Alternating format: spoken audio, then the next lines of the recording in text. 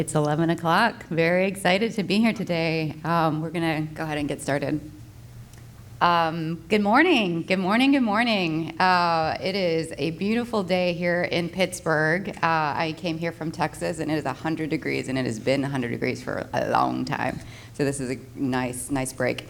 But thank you so much for being with us today for this very, very timely conversation. Today, I have the absolute pleasure of speaking with this group of incredible, inspiring women who are leading the way to defend choice at the state and local level. Together, we are going to discuss the importance of women's elected leadership at the state level in making positive change around these issues. And joining me today is, we'll start off with Emily Kane, who is the executive director of Emily's List. No relation, right? Emily Kane Just a really happy coincidence. And we love it. So Emily Kane joined Emily's List in 2017 after a decade of experience as a state legislator and public policy leader. Emily, who was first elected to office at the age of 24, that's crazy, that's insane, made her mark in Maine politics, serving in both the House and Senate for over 5 terms in the state legislature, including as the youngest woman House Minority Leader in state history. In 2012, Kane led House Democrats back into the majority by recruiting top candidates, electing more women, and winning tough seats in Maine's challenging rural areas. Let's hear it for the rural folks. Emily is a graduate of University of Maine and Harvard University and is currently working to complete her PhD in higher education from the University of Maine. Thank you so much for joining us today. Thank you. Glad to be here. And next I'll introduce Colorado State Senator Julie Gonzalez. A Chicana organizer turned senadora, Julie spent over a decade organizing communities outside the state capitol. Now she delivers concrete policy and representation to working-class Coloradans across the state.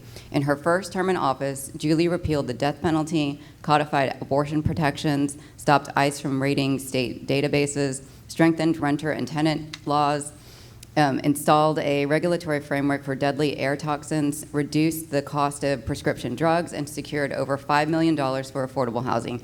Thank you so much for joining us, Senadora. Thank you so much for having us.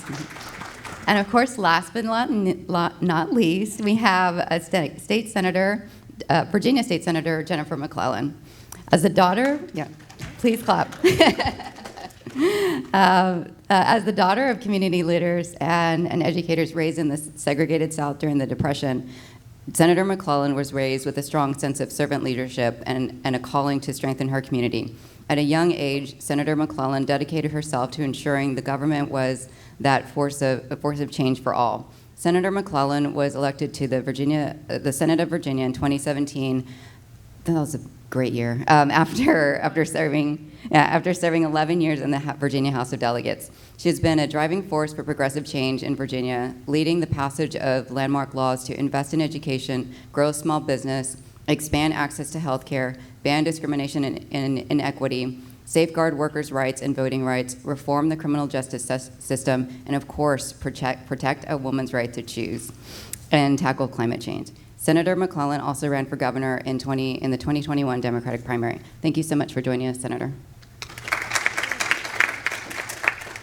So we're going to go ahead and get started with this wonderful panel, and I'm going to just jump right in. And this question is for all of you. Republicans here in Pennsylvania at the General Assembly advanced a proposal for a constitutional amendment that would take away Pennsylvanians' right to abortion care if passed. This process sidesteps Democratic Governor Tom Wolf's veto power, as amendments do not require the governor's support. This election, we know abortion is on the ballot. Let's talk about why it's so important for us to elect more Democratic pro-choice women to state legislatures. What do you think are the priorities for this election cycle? We'll start with Emily. Thank you. Let's be clear. Abortion is on the ballot, literally and figuratively all across the country. And it's on the ballot not only because of actions that Republican governors and Republican-led legislatures have already taken or are planning to take. It's on the ballot because Mitch McConnell says that if Republicans take the House and the Senate, they will pass a national abortion ban. We have to believe the words they say. And so for Emily's List, as we think about what's at stake this November and what the priorities have to be, this is an all of the above situation, right? We have to hold the Senate and actually create a functional pro-choice majority in the United States Senate. That's why we have to re-elect Maggie Hassan. We have to re-elect Catherine Cortez Masto, but we also need to elect Sherry Beasley and Val Demings. We also need a black woman or two in the United States Senate, right? We have to hold the House majority, where we saw such incredible action just in the last few weeks for climate change and for the economy. And we also need to hold governor seats and elect new governors all across the country, and we have to hold state legislatures and elect more women like these two amazing senators that I'm sitting with at the table today, because it's high stakes, right?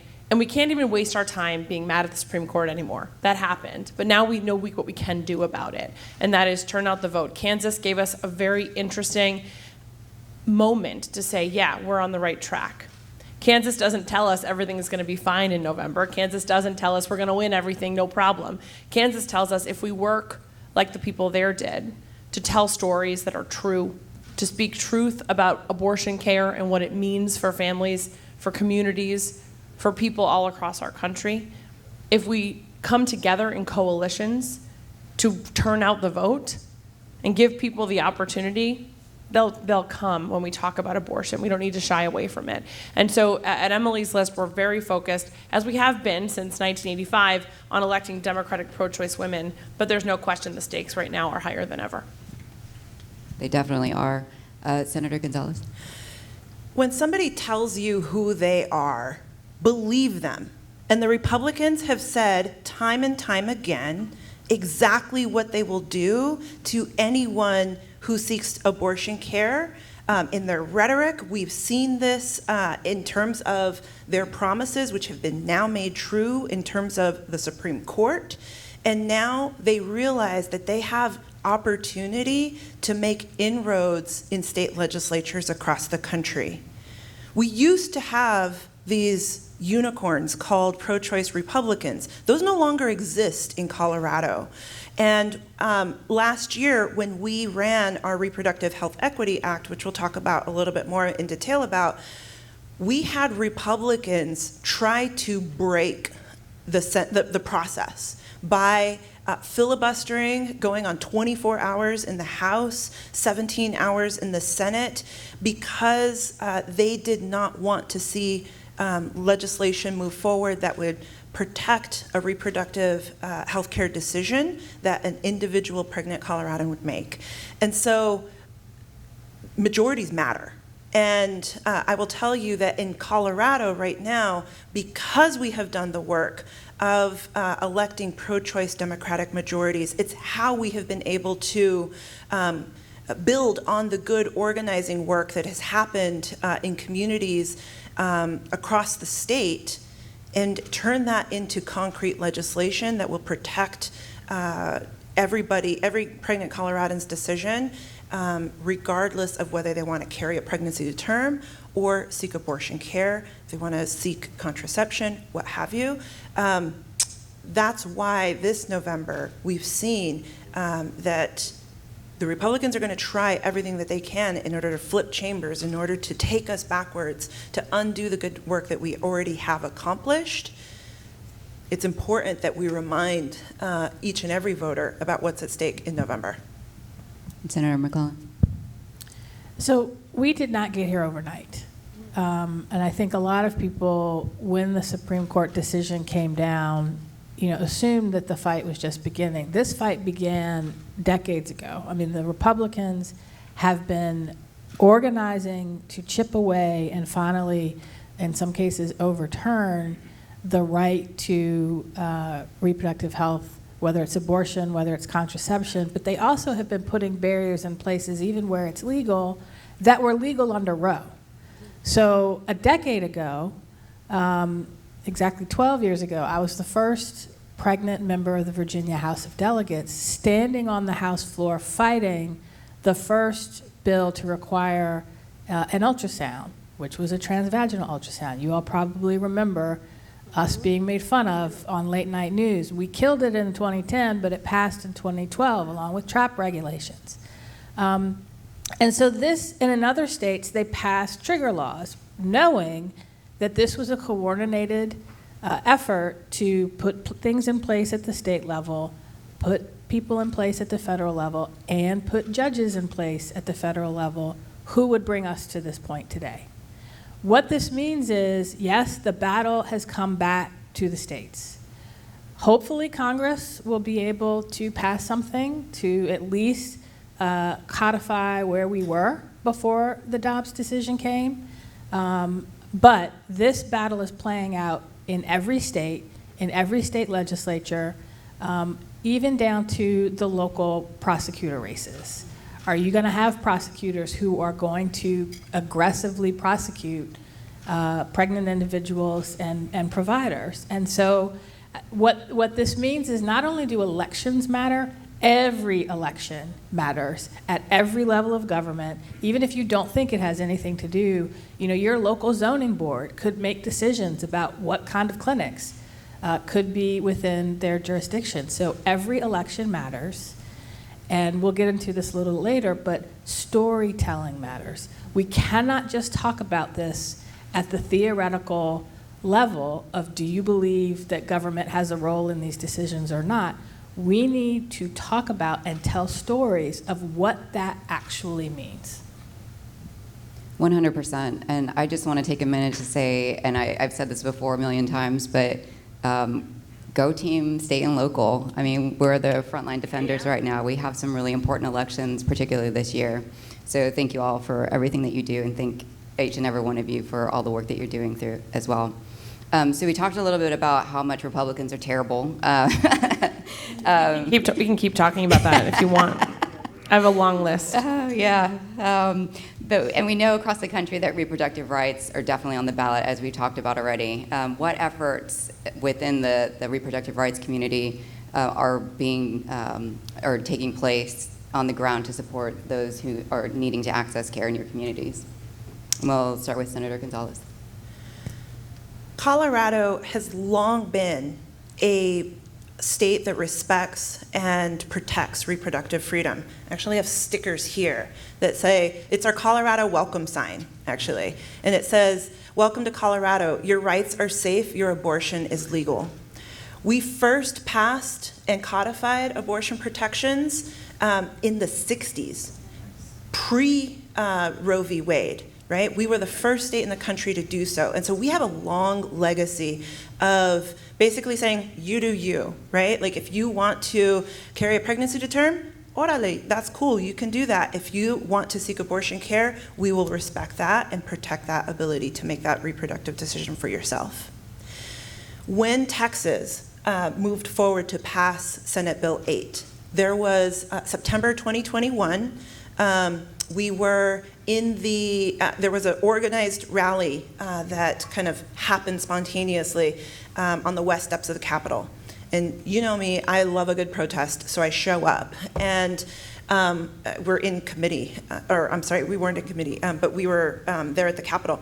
And I had a couple of constituents come up to me and say, "Oh my gosh, I cannot believe what is happening in Texas. What are we going to do here?"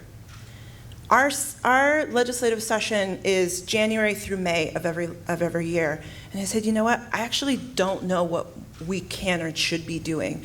We had been playing, up until that point, defense, killing bad bills, fighting against negative ballot initiatives that sought to create fetal personhood and things of that nature. We defeated over 40 negative policies at the Capitol. We hadn't yet run proactive legislation. And so we got to work, myself, Majority Leader Danae Esgar, and Representative Meg Froelich, worked alongside and co-drafted with community, Cobalt, our leading organization, and also COLOR, Colorado Organization for Latino Opportunity and Reproductive Rights, it's a mouthful, COLOR, and Planned Parenthood of the Rocky Mountains, to draft this legislation to codify protections in case Roe fell. I gotta say, when we first moved forward with that policy, I had colleagues who were like, I mean, it's not going to happen, right? Like, we don't really need to do this. And we said, no, actually, this really matters. And lo and behold, we signed REA, the Reproductive Health Equity Act, into law about 2 months before the Dobbs decision, right? And so that is the work that we have seen in light of some of the terrible policies that we're seeing move forward across state legislatures across the country. We're gearing up for 2.0 this coming January in order to protect patients, protect providers, and to ensure that the due process and rights of anyone who seeks abortion care within our state are protected. Senator McClellan. So similar story. In Virginia, abortion was legal before Roe. When the Roe decision came out, we sort of followed the framework where it was fully legal in the first trimester, slightly more restrictions as far as who could perform the procedure in the second trimester, and then in the third trimester only in the cases of life of the mother, rape, incest, or devastating fetal diagnosis. But every year we would have efforts to put more restrictions in place, and in 2012 we got those restrictions, but we also saw a huge backlash. And the Republicans realized we've gone as far as we probably can go in Virginia, and I was in the minority party this entire time, and was on a special committee where both abortion access expansion bills and abortion restriction bills were sent to die, because it was sort of we're just going to keep the status quo.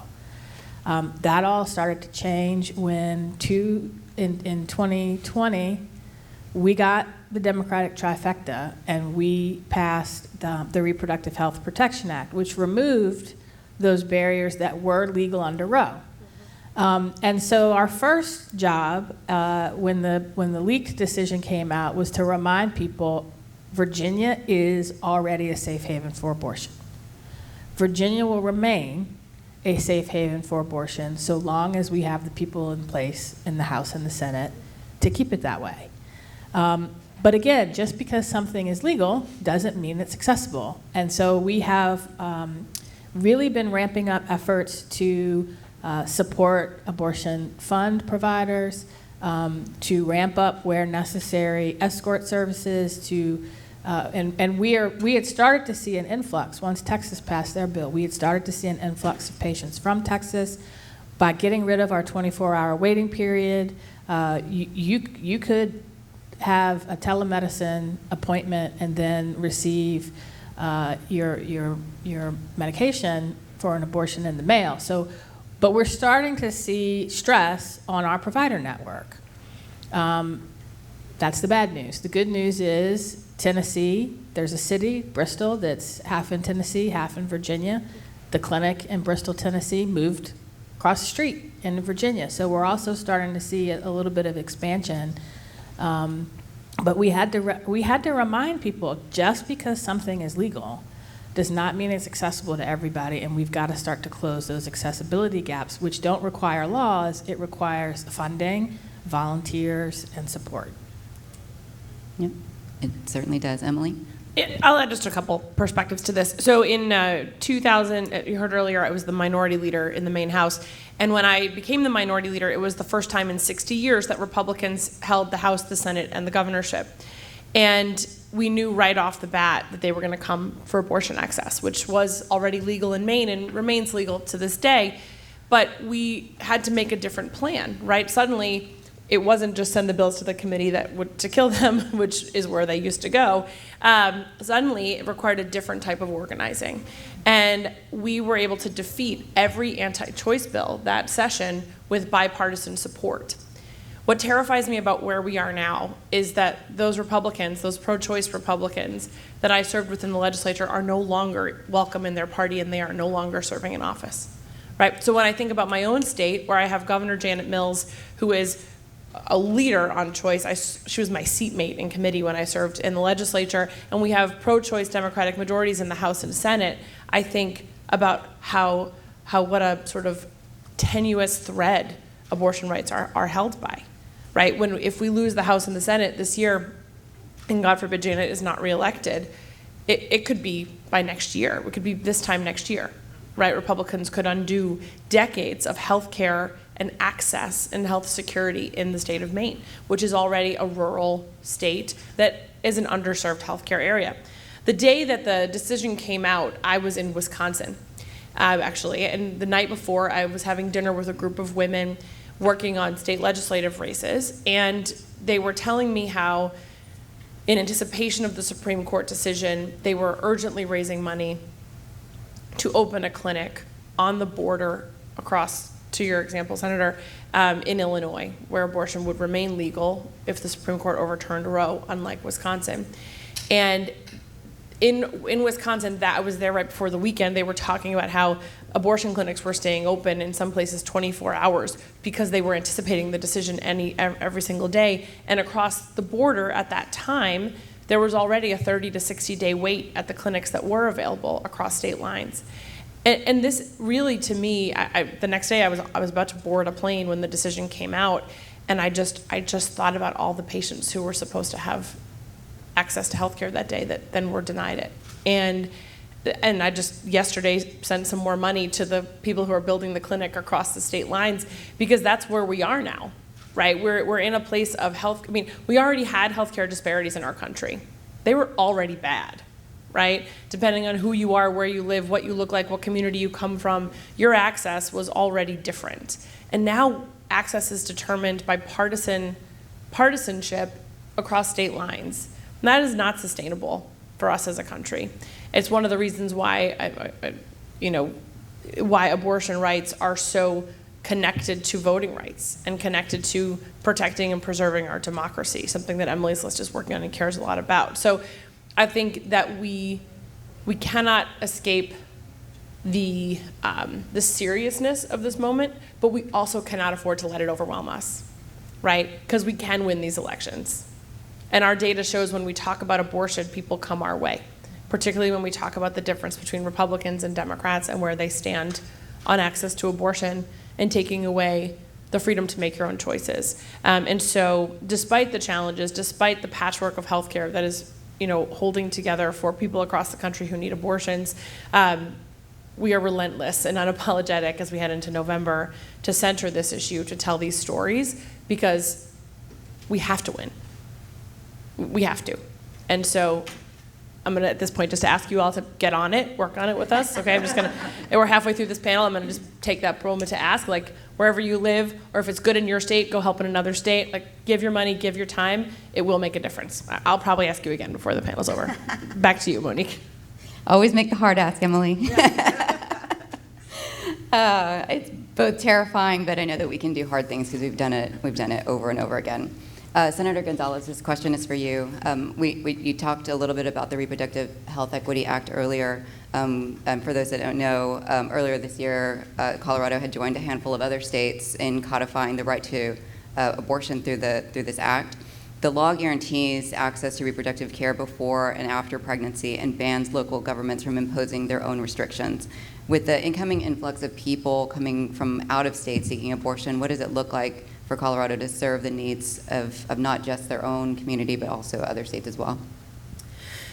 Thank you for the question. I will just say that a couple of things that we were really intentional about in the way that we passed RHEA is that we had women of color helping to craft the legislation, who were really thoughtful about the language we utilized. And so we, within the Reproductive Health Equity Act language itself, were gender neutral, because we know that women aren't the only folks who access and need reproductive health care and abortion care, right? And so having that trans-inclusive language was a leading value for us. We'll also say it wasn't our bill, it wasn't my bill, it was our bill. Our entire Democratic majority played a part in making sure that we were all claiming this win. And so what I will tell you now about what we're seeing post-Dobbs, I represent Northwest and downtown Denver. I had a house party, a constituent reach out to me and say like, hey, look, we're really upset about what happened with Dobbs. We're gonna have a house party. I looked you up and, oh my gosh, you're my senator. Will you come and speak? Because nobody knows what a state legislator is. It's fine, right? Like, ugh, it's fine. And I was We're like, getting okay, cooler. yeah, cool. Everybody's coming on to the state and local trend. They're like, hey, I looked you up. Oh, it turns out you actually ran the bill. I was like, yeah, cool. So I go to this house party. I have knocked this district. I know my neighbors, right? I show up to this house party. I know 5 people there. There are 120 people who show up, right? Shout out to the West Colfax neighborhood, hey. They had 4 bands show up to play. They got beer donated from the local brewery. They had the local bakery donating cupcakes, right? They raised $26,000 just with that one house party, right? Shout out to them. That's the level of rage that folks are having right now, and the way in which folks are willing to turn that energy into action, right? $26,000 to the Cobalt Abortion Fund, right? I want to just give you a couple of numbers concretely, because if you look at the Guttmacher Institute's map, we are sort of an island in the Mountain West, right? And so we have become a safe haven for folks seeking care. Last year, in 2021, Cobalt Abortion Fund spent about $200,000 over the course of the year providing practical support for folks in Colorado and also in surrounding states seeking abortion care. We have now crossed $150,000 in the 7 weeks post Dobbs decision, right? That is the increase that we are seeing as 13 states around us are moving to enact bans. Planned Parenthood of the Rocky Mountains, right, served about 1,500 people over the course of 2021. Post-Dobbs, we are now seeing 500 people just in these short weeks since Roe v. Wade fell. We are moving from 2 to 3 day wait times to now 2 to 3 weeks. And we know, right, that time matters. And so I got a text message that I wanted to share with you, just describing the folks who are coming from outside of Colorado seeking care, right? And this is from Jack Teeter over at Planned Parenthood for the Rocky Mountains. Since the Dobbs decision, 500 patients are scheduling appointments every 2 weeks just at Planned Parenthood. The wait times in Colorado have gone from 2 to 3 days to 2 to 3 weeks, and patients are arriving terrorized. They've driven 1,000 miles one way through the night with their kids asleep in the back seat. They can't afford the gas. They're scared that they're going to be sued or that they're going to go to jail. They're worried that they'll be fired for missing work to travel. The barriers are enormous. People who have never been to an airport before in their lives are flying here alone seeking care. That's why the work that we do is so important. The practical support that you all provide in community, the work that we are doing within legislatures is critical. We need litigation, we need community support, but we also need legislation, funding to help, to build the infrastructure to help people and patients figure out the travel. We need licensed and non-licensed staff. We need the IT and the data infrastructure. We all need to do everything that we can in this moment of crisis. So that's the work that we're seeing play out here in Colorado in this moment. Oh, wow. I'm just mind blown. It's so tragic. Emily, let's go to you. Governor Janet Mills may push an amendment to the sorry, I'm just blown away. It's just insane to me what's going on the ground. So thank you so much for everything you do. Emily, So we're just about to ask you about Janet Mills, and she may push an amendment to the Maine Constitution to enshrine abortion rights if she wins re-election in November. Mills' support would not clinch a constitutional amendment, which would be unlikely to pass in the current Democratic-led legislature because of the two-thirds of both chambers must agree to such a change, and Republicans have the vote to block it. In the political climate in which voters are growing increasingly fatigued, and we all know this, how do you educate and motivate voters to elect pro-choice officials in every branch of government? Well, thank you. Let's start with understanding where we are, which is voters are with us. Voters are with us. Voters are with us. Period. Overall, across the board, everywhere you go. They're with us. And what we've seen happen in the last couple of months is we've seen abortion move up on the list of things people say they care about. Obviously, they care about gas prices, they care about inflation, they care about the pandemic, they care about healthcare, they care about all kinds of things, climate change, abortion's creeping up. I think what is key, whether we're talking about governor's races in Maine, Ohio, Georgia, Oregon, there are a lot of them. If I start listing them, I'll leave somebody off, so I'm going to stop there responsibly. Or we're talking about Senate races like in North Carolina or Nevada, New Hampshire, Pennsylvania, right? Not one of mine, but I give it a shout out. He's not eligible for our endorsement. That's the only reason. And so we have to be ready to remind voters every day through November where we stand and where our opponents stand.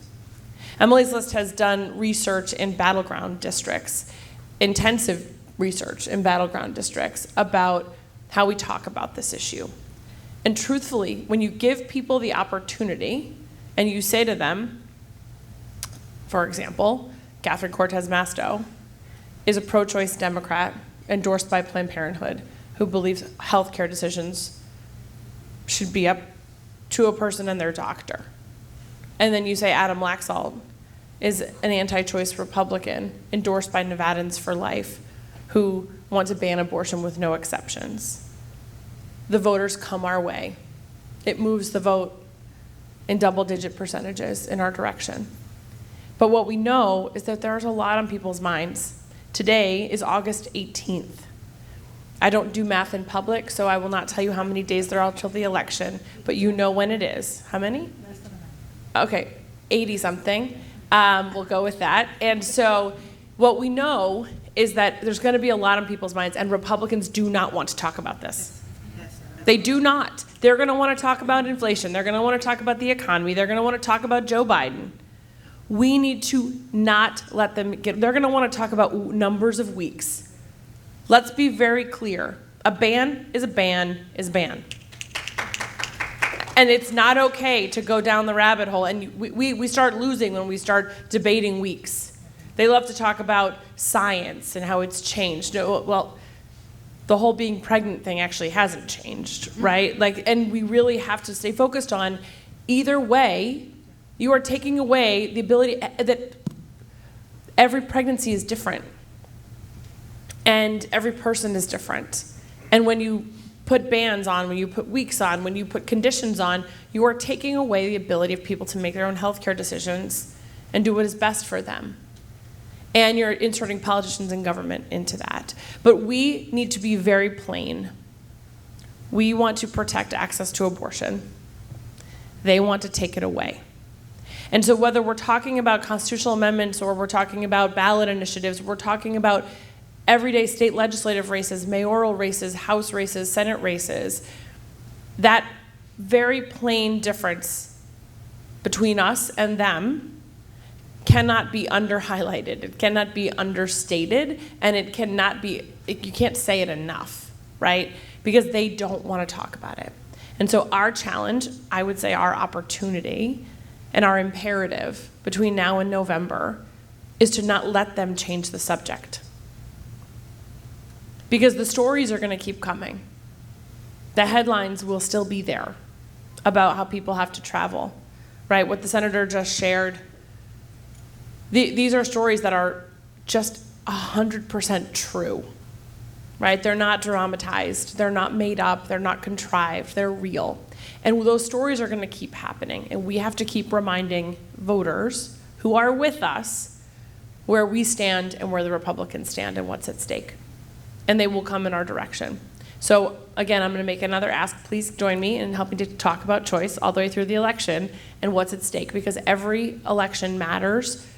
Every level of government matters here, particularly as we think about the insidious ways Republicans are infiltrating school boards, town councils, local and county offices that really do play a huge role in access to funding, access to transportation, access to vital services that allow people to then access health care.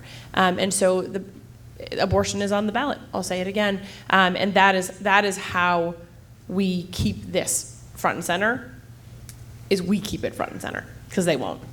Thank you. 100%. Senator McClellan, during the 2020 session, you carried the Reproductive Health Protection Act, which you spoke about earlier a little bit, along with Delegate Charnel Herring, which made Virginia the first state in the South to proactively protect access to abortion care. The RHPA, bless you, removes medically unnecessary restrictions for patients seeking access to safe and legal abortions, including mandatory ultrasounds, 24-hour wait periods, and targeted regulation of abortion providers, or TRAP laws, that require abortion providers to be regulated like hospitals. What did you learn from that effort to pass the RHPA that can inform future pushes to codify abortion rights? So the two biggest lessons were the importance of coalitions and the importance of disciplined communication. So first on the coalitions, one of the most frustrating things to me a decade ago was how the only people talking about abortion bills were the providers and the pro-choice organizations. The doctors were silent. And a lot of other organizations said, well, that's not our issue. When the mandatory ultrasound bill passed, the TRAP laws passed, and we almost got a personhood bill, then the medical society said, oh, wait a minute now. And so ACOG, the American Congress of OBs, I think, which is not a C, but they started getting involved. The medical society started getting involved, and the ACLU had always been involved, but kind of took a back seat. So we built this multidisciplined coalition to say this is an issue that everybody should care about, number one. Number two, we had to recognize that the language that works in a district like mine might be different than the language that works in another district. Now, in Virginia, we were a 21-19 majority with one member who was not pro-choice. And a Democratic lieutenant governor. So I knew I have to keep every single senator on board. That meant I had to talk to the 70-year-old, deeply religious Methodist black man very differently, and his community very differently. And I think that's a part of the process that people forget, is sometimes the language you use, you have to meet people where they are. Because a lot of voters don't think about abortion on a day-to-day basis until they're confronted with the possibility that government could insert itself in their deeply personal medical decisions. So Kansas is a perfect example. In Kansas, a lot of the message was more around government mandates and government inserting itself in healthcare decisions. There are great commercials being run now in Texas, Moms Against Greg Abbott, about how, we have to call Greg to see if, what you can do in this situation where you've had a devastating fetal diagnosis.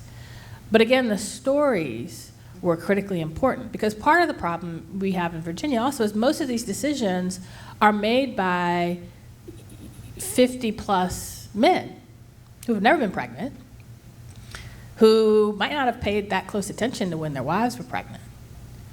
But when you start to have women of childbearing age, or women who are actually pregnant, standing on the floor talking about, here's the practical implication of what you're trying to pass. And when I stood up and told those stories that nobody had ever told before in 2010, I was shocked how many people would stop me in the hall of the Capitol, in the grocery store, Democrats and Republicans, who would say, that happened to me. You know, whether they suffered fetal demise in the 7th month, whether they, you know, got a devastating diagnosis at the 20-week ultrasound and wanted a second opinion, so they waited. When you talk about that so I'll disagree with Emily a little bit about getting in a debate over weeks. The reason they want to get into a debate over weeks is they like to say, well, you know, majority of abortions happen in the first trimester, so what's the big deal? What is the big deal about a 12-week ban or a 20-week ban? Well, when I'm able to stand up on the House floor and say, this is what you look like at 20 weeks, and I'm out to here, and I can say, everything was fine at my ultrasound last week, but here's what happened at somebody else's. And they see, oh, wait a minute. We're talking about something complicated. That's why they hate talking about it. They want to, first of all, lie. They want to go down the path of like live birth abortion, which doesn't exist, or tell these horror stories that aren't real, rather than talking about what their proposed laws will actually do to people. They don't want to talk about how dangerous pregnancy is. They don't want me to talk about the fact that I almost died in childbirth. But we have to tell those stories, and we have to meet people where they are and tell those stories in a way that they'll actually listen. So those were the two biggest lessons that I learned. I love that. I love both of them. I think they're right on. So we are very excited to have all of these panelists here today, and I wanted to shift the conversation a little bit to talk about self-care, because we all need it. We all know that I'm very lucky to be working on the state and local team at Emily's List, because I feel very, very supported and heard and everything. But I would love to hear from y'all about some of the things that you do to take care of yourself and just stay in the fight every day. We can start with Emily. Well, first of all, you have to stay hydrated. I am a big pusher of hydration. It is truly, I mean, I think I've been asked this question in a lot of different places, and my first answer is always drink more water. Even if you drink a lot of water, yeah, good job, I see you in the back drinking water. I approve, cheers. And I say that because there's, it's sort of a proxy for you gotta take care of yourself. And I think everyone can be more hydrated. So I whether it was doing, 12 hours of call time in a day, knocking dozens or hundreds of doors in a day, doing events, doing parades, there's nothing that can't be made better by a big glass of water. And I'll say it one more time, stay hydrated. I would say for me, it's a very overwhelming time. Everything feels overwhelming. And in the toolbox of tools we have available to us as humans to deal with things that are overwhelming, we have empathy, we have anger, we have generosity where we give our money and our time, right? We have our understanding, we have education, we can learn more, and we can tell stories and share. Right now, in the face of abortion access being taken away and Roe versus Wade being overturned, taking away the constitutional right to an abortion, all of those things feel inadequate, right? They do. And I've been feeling that way a lot this year as we think about the horrible things Republicans are doing, the way they stand in the way of things in Congress, the way that it's like they're trying to outdo themselves with who can be more awful, right? That's that typical toolbox I carry around with me just feels inadequate. And so for me, the other way you sort of take care of yourself, I take care of myself, is by I'm an extrovert. I literally derive my energy from other humans. And so you find who are your people, right? Who are your people that are gonna ask you how you are before they ask you how your job is going, right? The same thing when I was running for office is the people who would ask you how you are before they asked you whether you raised your money today. There need to be people who only ask you about raising the money, to be clear. Emily's List is one of those people. But we also have to take care of ourselves. And so I think for me, it's where do you find space to breathe, right? For me, it's in the people I spend time with, the food that I like to cook. It's in the music I like to listen to. I'm a singer, so it's literally just singing at my house. That helps sustain me through it, because there's a lot of joy in this work, even when it is overwhelming. There are little things every single day where, for me, I derive so much joy from the women we help to elect and that we support, and the little miracles they pull off every single day in their communities, which you've heard about today on this panel. There's a lot of joy and energy to be derived from those, but then I also always drink more water. So I'm going to close on that. Stay hydrated, everyone, and always be closing. Senator Gonzalez. I will say that we have been in a moment that has been weird, right? Like the past couple of years have been weird. And we also know that because we have been navigating multiple and compounding crises, those crises exacerbate inequality. It is natural to want to sort of close in, right? Withdraw, participate in fewer things, fall off in your relationships. And I think that for me, what I have been so honored and proud to see is that folks are finding ways to come together, and that action is in and of itself a form of resistance, right? It is a form of that work of doing solidarity, whether it's coming out to a rally, whether it's going and organizing a house party, whether it is volunteering and getting involved, or quite frankly, having that conversation with that uncle who you love, but also who you know you're gonna have a disagreement with, right? That is also a form of solidarity and a way to build power, right? And so those are the things that have been bringing me a lot of joy in the midst of all of the things that feel really hard, is finding those different ways that everyday people are doing work outside of the Capitol to change culture, to build power that then makes the work that we do inside the Capitol possible. Right? And so I love the fact that people are convening here, right? That to me is actually a form of solidarity and resistance, right? That is more of this, please, right? On the physical piece, like in terms of like drinking more water, yes, we live in Colorado, it is high, yes, drink more water, always. I also just got an e-bike 2 weeks ago, and I'm so excited about it because I have been able to transition over to e-commuting, which has just been amazing and great because it is one of the few times that my brain actually turns off is like while I'm on a bike. So more of all of that. I'm debating the same thing. There's a bike shop right next to my place.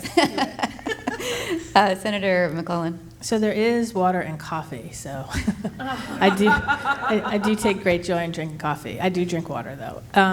I have two mottos that I live by. One, I only focus on the things that you can control or influence and let go of the rest. I learned that after 14 years in the minority party. And not to get hung up on the defeats, because sometimes you've got to fall before you can learn how to fly. So that's actually two sayings. The third one, during the pandemic, when it first started, my daughter was 4, and she still thinks she's going to be a YouTube star, so she'll steal my phone every once in a while and record a video. And in one of her videos, she was talking about how hard coronavirus has been. And at the end, she said, get some joy in there.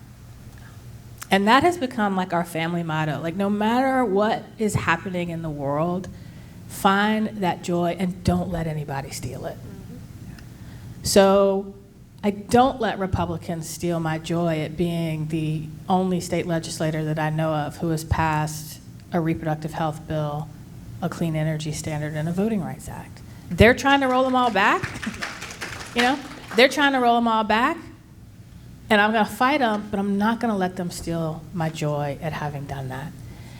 And learn how to listen to your body, and when you need a break, it's okay to take it. It's okay to say no. I was about to launch my campaign for governor last year. We kept slipping the date because of COVID. We were about to record our video, and then the George Floyd murder happened. And my staff had kept telling me, they're like, before that, they were like, you need a vacation, you need a vacation. And I'm like, no, because if you just like schedule a day off, my brain's gonna think about what is it that I have to do. But that weekend, they were like, we've got to record this video. And I was like, no. I need to sit in my house with my feelings. And you heard, my parents grew up during the Depression, and I sat in my house and I thought about, my father who had passed away in 2014. I thought about, I am sitting in a moment feeling the same feelings my dad must have felt when Emmett Till was murdered. I'm feeling the same feelings in a national emergency that he must have felt during the Depression and World War II. And I launched that campaign on my terms when I was ready, because I knew if I didn't take that time and just sit with that, it would gnaw at me in the back of the head until I got to a point where I'd break down. So it's okay to say no. It's okay to put yourself first. And it's okay to get some joy in there. Absolutely. And if anyone in the audience is running for office, the Run to Win team has some great mentoring sessions that I would highly encourage you to hop on. I think we have a little bit of time left, so I'm going to ask one more question. And this is going to be for everyone. We know that good organizing utilizes new and creative resources, but we cannot waste time reinventing the wheel. Throughout your careers, what is a tactic or philosophy that has remained tried and true for advancing fundamental rights? We'll start with you, Senator Gonzalez. I think that it's a good question, and I think an important one to talk about now, because we're always trying to learn new things, learn the new silver bullet solution that's going to help us win all of the things to advance justice, right?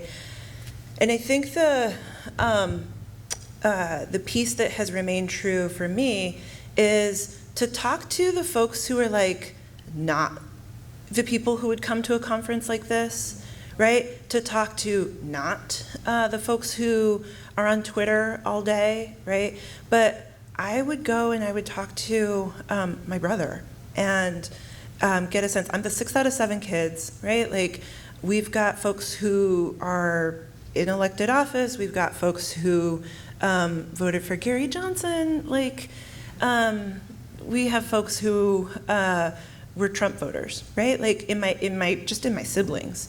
And so being able to understand and have a conversation with somebody who disagrees with you deeply, but who still loves you, and trying to understand that point, it sharpened my arguments when I was then in the well at the Capitol. I also gained perspective. I learned this big $2 word during the pandemic, and it was simultaneity, right? This idea that multiple things can be true at once, right? And you don't have to win every single argument. It's that work of listening and exchanging ideas.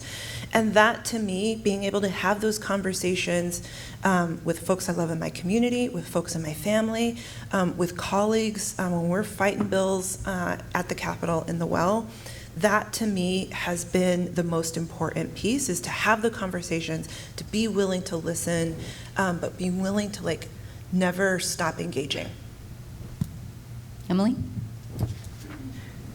I'm going to go with 3 things. Number 1, majorities matter. We get to have progressive infighting when we are in the majority. It is a privilege to be fighting amongst ourselves for what progressive policy we can put forward next. Because when we are in the minority, as we know, you don't get to do that. So majorities matter, period, full stop. And that lesson for me is like, we can be on the same team and be different. So let's get that majority so then we get to fight about all the things. Because otherwise we're just going to be waiting around for them to pass what they want on any given day.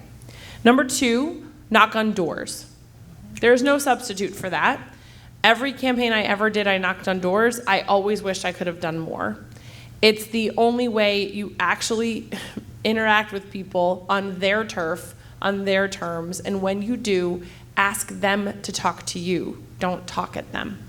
And number 3, do call time. There is no substitute for call time. There is no substitute. There is no number of emails, text messages, or events that can substitute call time when you are a candidate running for office. That means literally calling people on the phone, some of whom you know and some of whom you don't know, and asking them to give you their money. That sounds terrifying. Believe me, I know. It is, but it is truly the only way.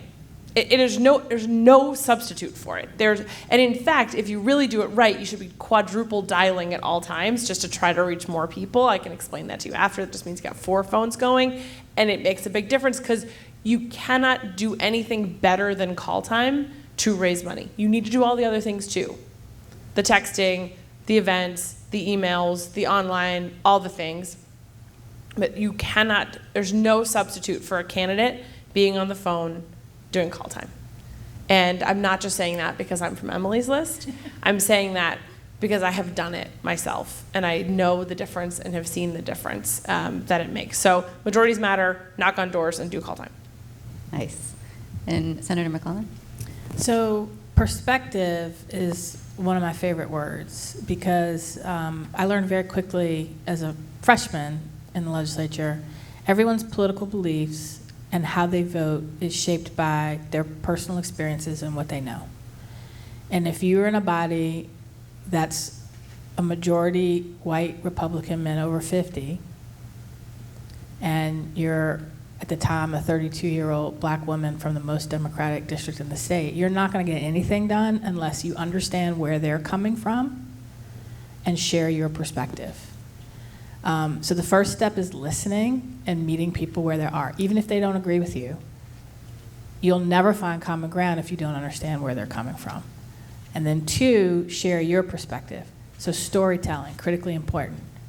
How did I advance voting rights? By telling the story of my great-grandfather who had to pass a literacy test just to register to vote and was called a nigger in the process.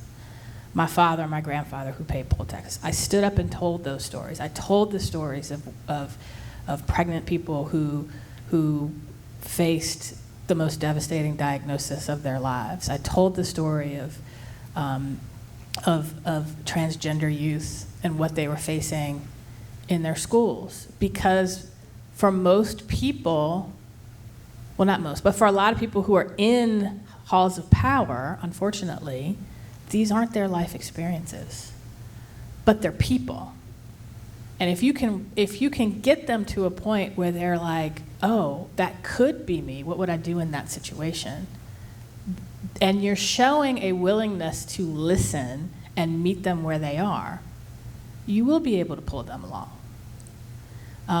And I think those, whether it's, I mean, that's what people were doing 50 years ago. Yes, protests are important, but the protests were important because, you know, when Dr. King went to Birmingham, he didn't just go to Birmingham to say, I'm going to protest. He went to Birmingham because he knew that the reaction he got was going to be police dogs and fire hoses, and that people sitting in their home who never saw what was happening on the street were going to see that. That's what happened with George Floyd. People who have never felt fear when they saw a police officer, saw a man murdered by a police officer. And so Now, not what I do and the stories I tell aren't that dramatic, but it's the same concept, and it's the same tools that have been used time and time again to get someone to understand your perspective in order to move policy forward. Thank you all so much. I am so excited. I will say that my favorite takeaways are the storytelling, staying hydrated, surround yourself with friends and community, and find your people, and also stay on call time.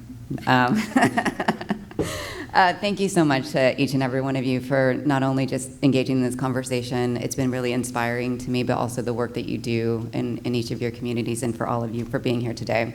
As we discussed, the important work that's happening across the country, I just want to mention and just give a quick plug to a couple of other sessions that are happening today. Be sure to check out Senator McClellan's other session, which is Avoiding Past Mistakes, Lessons Learned in Virginia in 2021. Or you can check out my panel, which is Building the Bench on Racial Equity and Diversity Down Ballot. I should know that title. And both of these sessions take place at 4 o'clock. Thank you all so much for being here today.